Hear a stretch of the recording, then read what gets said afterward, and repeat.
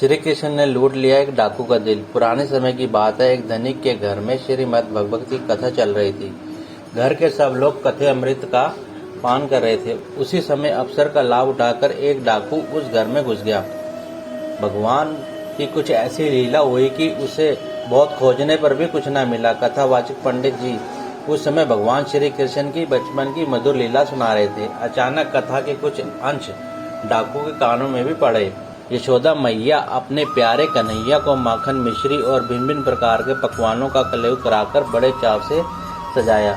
लाखों रुपए के गहने, हीरे मोती से जड़े सोने के आभूषण अपने बच्चों को पहनाए।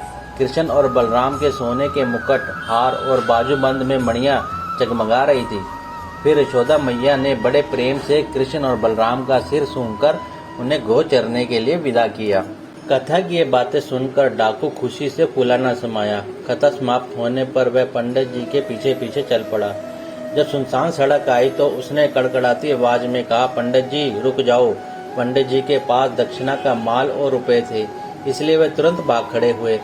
डाकू ने दौड़कर उन्हें पकड़ लिया और बोला, पंडित जी तुरंत मुझे उन कृष्ण और बलराम के घर का पता बता दो जिनके बारे में अभी आप कथा में बोल रहे थे कि उनकी माँ उन्हें लाखों करोड़ों रुपए के गहने से सजाकर जंगल भेजती हैं। यदि आपने मुझे उनका पता नहीं बताया तो मैं इस लाठी से आपके सर के टुकड़े टुकड़े कर दूंगा।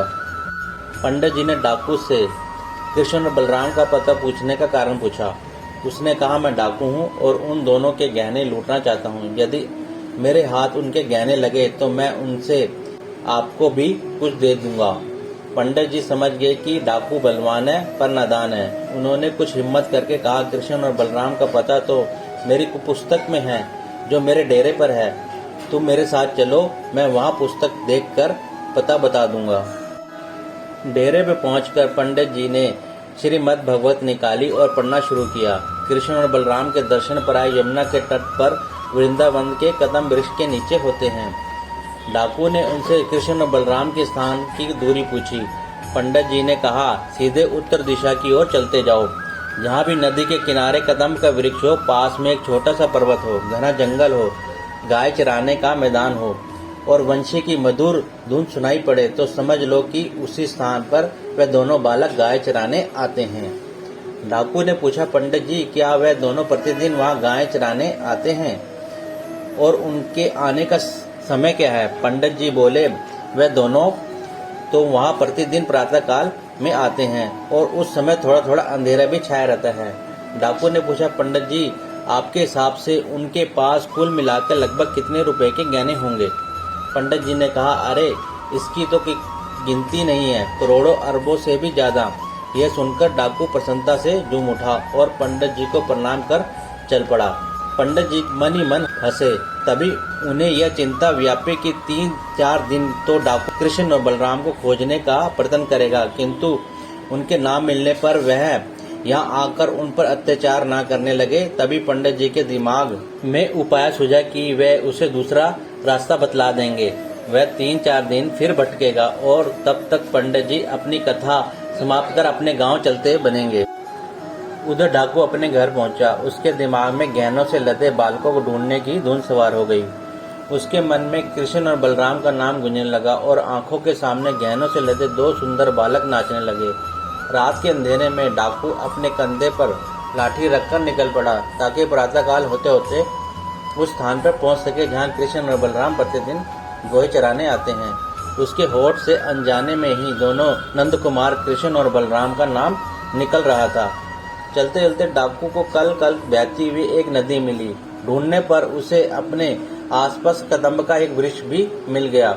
भगवान कृष्ण की लीला से उसे उसी स्थान पर वृंदावन प्रकट हो गया। डाकू को पास ही एक छोटा सा पर्वत, घना जंगल और गोहे के चरने पर का मैदान भी दिखने लगा। डाकू की खुशी का ठिकाना न रहा। वह कदम्ब के वृक्ष पर चढ़ गया और सवेरे होने की प्रतीक्षा करने लगा। धीरे धीरे सूर्य नारायण भगवान पर्वत के पीछे से उदित हुए। उनकी रंग बिरंगी किरणें नदी के लहरों के ऊपर से नर्तन करने लगी, किंतु डाकू को अभी वंशी का मधुर स्वर सुनाई नहीं पड़ा। अंत वह और भी चौकन्ना होकर बैठ गया। उसका हृदय वंशी का स्वर सुनने और आभूषणों से सजे धजे कृष्ण बलराम को देखने के लिए रह रह के तड़पने लगा। डाकू की प्रतीक्षा की लंबी घड़ियां समाप्त हुई। उसे कहीं दूर से वंशी की सुरीली लहर आती सुनाई पड़ी। वंशी का स्वर जैसे ही डाकू के कान के रास्ते उसके हृदय में प्रविष्ट हुआ तो आनंद के आवेश में अपनी सुध बुध खो बैठा और मूर्छित होकर वृक्ष के नीचे गिर पड़ा। कुछ क्षण के बाद उसकी मूर्छा दूर हुई तो वह उठकर खड़ा हुआ। अचानक उसने देखा कि पास का घना जंगल प्रकाश से जगमगा रहा है। प्रकाश के पुंज में श्याम और गौर वर्ण के दो सुंदर बालक खड़े हुए मुस्कुरा रहे हैं। गोए और ग्वाल उनसे आगे निकल गए। दोनों बालकों ने भांति भांति के सुंदर आभूषण पहने हुए हैं। डाकू ने कृष्ण और बलराम को देखा तो मंत्रमुग्ध होकर झूम उठा। वह मन ही मन बोला, ये दोनों निश्चय ही वही बालक है जिनके बारे में पंडित जी कथा में बता रहे थे। हाय, इनके माता पिता ने कैसे गोद चलाने के लिए जंगल भेज दिया। इनसे गहने छीनने का नहीं बल्कि इन्हें तो और भी गहनों से सजाने का मन करता है।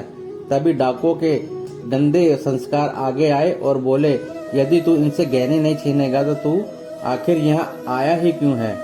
डाकू लाठी लेकर कृष्ण बलराम के पीछे दौड़ा और कड़कड़ाती हुई आवाज में बोला, जहाँ खड़े हो वहीं रुक जाओ, सारे गहने निकालकर मुझे दे दो। लीला नटनागर बाल श्री कृष्ण भयभीत होकर माँ बाप की ओर जोर जोर से पुकारने लगे। डाकू ने जैसे ही झपट्टा मारकर अपने हाथ से उनके मुंह दबाकर उनकी आवाज बंद करनी चाहिए, तभी उनके स्पर्श से उसके शरीर में बिजली दौड़ गई और वह बेसुध होकर गिर पड़ा। जब उसे होश आया तो श्री कृष्ण बलराम से बोले, अरे बालको, तुम दोनों कौन हो। मैं जो जो तुम्हें देखता हूँ तुम मुझसे त्यों तो और अधिक सुंदर और मनोहर क्यों दिखाई दे रहे हो। हाय, तुम्हारा स्पर्श कितना मधुर और शीतल है। तुम्हारे स्पर्श से और तुम्हें देखकर मुझे रोमांच क्यों हो रहा है, मुझे रोना क्यों आ रहा है। क्या तुम दोनों कोई देव हो। श्री कृष्ण मुस्कुराते हुए बोले, नहीं, हम मनुष्य हैं और वज्र के राजा नंद बाबा के लड़के हैं। डाकू बोला, मैं तुम्हारे आभूषण नहीं छीनूंगा, केवल एक बार अपने चरण मेरे सिर पर धर दो, मुझे अपने हाथों का चुंबन करने दो। क्या तुम प्रतिदिन इसी रास्ते से जाकर मुझे दर्शन देकर मेरे हृदय की ज्वाला शांत नहीं करोगे। श्री कृष्ण बोले, यदि तुम हमें ना मारने और हमारे आभूषण ना छीनने की प्रतिज्ञा करो तो हम प्रतिदिन यहाँ आ सकते हैं। डाकू ने प्रतिज्ञा कर उनसे अगले दिन पुनः आने को कहा। श्री कृष्ण उन्हें अपने आभूषण स्वयं उतार कर देने लगे। डाकू बोला, अब आभूषण की इच्छा तो नहीं है, किंतु आपकी बात टाली भी नहीं जा सकती। लेकिन आपके माता पिता आपके शरीर पर गहने ना होने पर आपको डांटेंगे तो नहीं।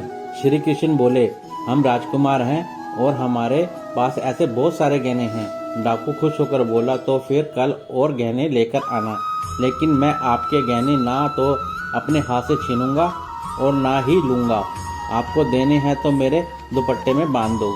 कृष्ण जी ने उसके दुपट्टे में गहने बांधकर उसे देते हुए कहा, कल फिर आना, कल और गहने देंगे। डाकू प्रसन्नता से भरे आश्चर्य से बोला, कल भी दोगे? गहने चाहे ना देना, लेकिन दर्शन देने जरूर आना। हाँ हाँ, जरूर आएंगे, गहने भी देंगे और दर्शन भी। यह कहकर कृष्ण बलराम गौओं और ग्वालों के पीछे पीछे चले गए। डाकू प्रसन्नता से नाचता हुआ रात को पंडित जी के डेरे पर पहुंचा और उसने सामने गहनों की पोटली रख दी। बोला, पंडित जी देखो कितने सारे गहने लेकर आया हूँ, आपको जितना मन हो उतने ले लो। कल वह इनसे भी ज्यादा गहने लाएगा। पंडित जी चकित होकर बोले, मैं जिनकी कथा कहता हूँ, क्या तू उन कृष्ण और बलराम के ही गहने लाया है?